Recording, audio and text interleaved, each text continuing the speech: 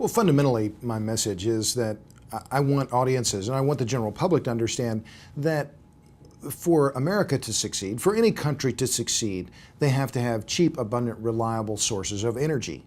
And then so that they can use that cheap, abundant, reliable energy to turn into cheap, abundant, reliable power.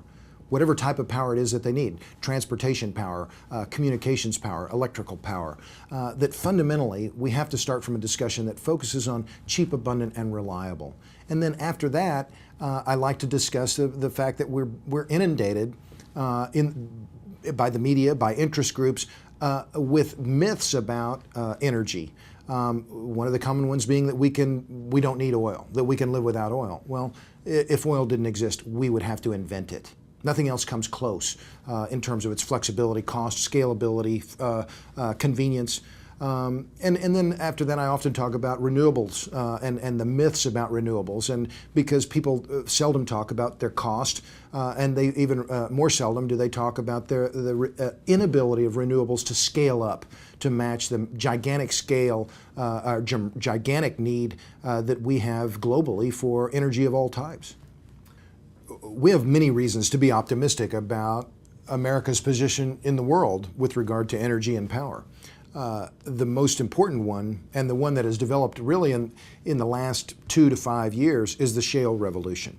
What we've seen are drilling companies' ability now to derive huge quantities of natural gas from shale deposits that for decades were thought to be impervious. We couldn't produce hydrocarbons from them. Now we're seeing not only huge influxes of natural gas production from shale, we're also seeing, and on the cusp of, huge new increases in the ability of American producers to extract oil from shale. So much so that within the next 5 years, we could see an increase in U.S. oil production, domestic oil production, of as much as 2 million barrels a day. This is an incredible development, and one of several reasons why we should be optimistic. One of the themes that I talk about frequently is end to end. It's one of the points that I make in my latest book, Power Hungry. End to end, natural gas to nuclear. This, I believe, is a trend. It is a part of this move toward natural gas globally. The embracing of nuclear power, even in the wake of Fukushima globally, is important. Why? Because the world is moving toward cleaner fuels. We are moving, we're adopting, or we're continuing mega trends that have been underway globally for centuries: decarbonization, urbanization, and electrification.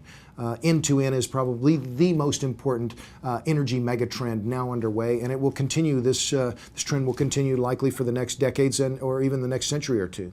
Well, in speaking to any audience, I don't use PowerPoint. I don't like PowerPoint. I think I want the audience to focus on me. I want to be able to explain things to them so that they get it the first time.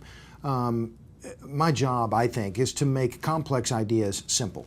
When I'm explaining an idea, I think about my mother. Love my mom, of course, but she's 86. She's a general reader and generally knowledgeable about politics and world affairs. But I want to be able to explain a complicated idea about energy. For instance, globally we use about 241 million barrels of oil equivalent per day. Well, that's a huge quantity of energy of all kinds, coal, oil, natural gas, nuclear, etc. Well, how do I make that understandable so people like my mom can get it the first time? Well, it's about 28 Saudi Arabias of daily oil output. That's the scale of our global energy use.